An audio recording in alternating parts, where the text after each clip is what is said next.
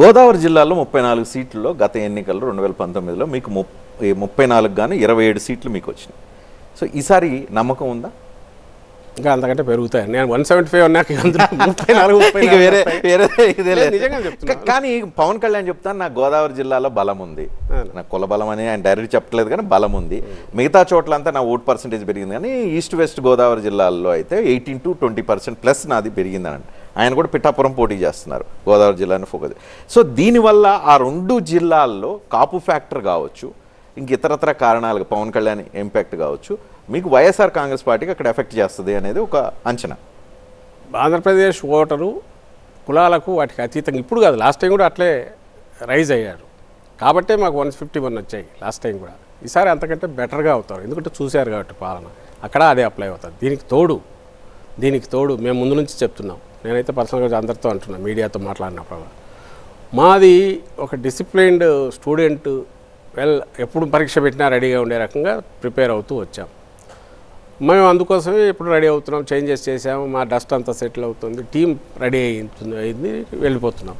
వాళ్ళు ఇంతవరకు అసలు సీట్లదే ఇంకా ఫైనలైజ్ కాలేదు. రెండవది పవన్ కళ్యాణ్కి జరిగిన అవమానం కానీ చంద్రబాబు నాయుడు ఇప్పుడు వాళ్ళు ఎవరైతే ఆయన సపోర్టర్స్ అనుకుంటున్నారో, అది కాపులు కావచ్చు, అభిమానులు కావచ్చు, లేదా చేంజ్ కోరుకునే వాళ్ళు కావచ్చు, just for want of change, ఎందుకు ఎప్పుడు వీళ్ళని గోరి చేద్దాం, వీళ్ళందరూ కూడా అనుకుంటున్నది పవన్ కళ్యాణ్ ఏదో అవుతాడని. ఆయన ఏది కాదు, మళ్ళీ చంద్రబాబును సీఎం చేయడానికి తను పనిచేస్తున్నాడు, ఆ పల్లకి మోయడానికే తను ఉన్నాడని ఒకసారి ఆయన మీరు అంటున్నారు. పవన్ కళ్యాణ్ ఏమంటున్నారు, జగన్మోహన్ రెడ్డిని గద్దె దించడం నా ఏకైక లక్ష్యం. అట్లా కాకుండా చంద్రబాబుని తీసుకొస్తారంటే వాళ్ళు వేసేవాళ్ళు వేరు కదా. అందుకోసం జగన్మోహన్ రెడ్డి గారిని ఆయన ఒక భూతంలాగా చూపించి ఇదిగో ఈయన దించాలనేది చెప్తున్నారు. జనం అట్లా అనుకోవట్లా, ఈయన ఎందుకు అనుకుంటున్నాడో కూడా చెప్పట్లా. ఈయన నోషనల్గా చంద్రబాబు స్క్రిప్ట్ ఏదిందో దాన్ని బేస్ చేసుకుని ఈయన అవుతున్నారు. పోనీ ఈయనకు సీట్లన్నా అందుకున్నారంటే మీరు గమనిస్తే మెల్లగా చాప కిందకి తోసేశారు, కానీ అది ఖచ్చితంగా డిస్కషన్కి రావాల్సిందే. 60-70 అయినా లేకపోతే కష్టం కదా, సీఎం అడగలేము అనుకుంటే అది పోయింది.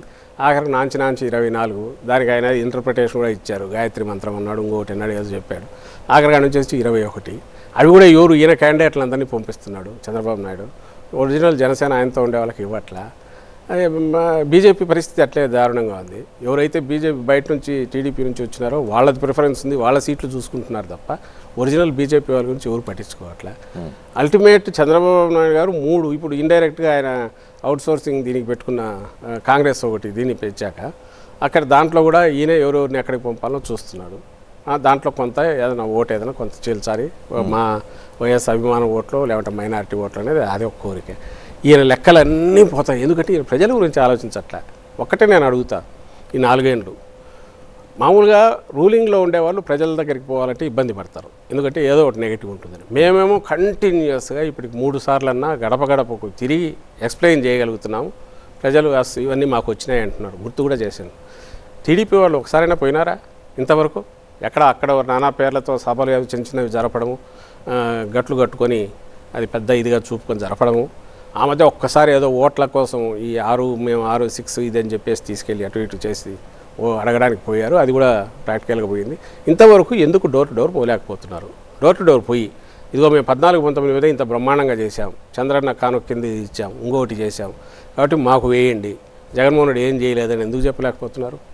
బయట సభల్లో ఉపన్యాసాలు ఇస్తున్నారు, మీరు జగన్ను దించకపోతే మీకు అసలు ఇంకా మీకు ఏమీ ఇది ఉండదు, భవిష్యత్తు ఉండదు, నాశనం అయిపోతుంది, ఇట్లాంటివి అంటున్నారు తప్ప ఎందుకు చేయలేకపోతున్నారు? లేదు వాళ్ళకి చెప్పడానికి ఏమి. సో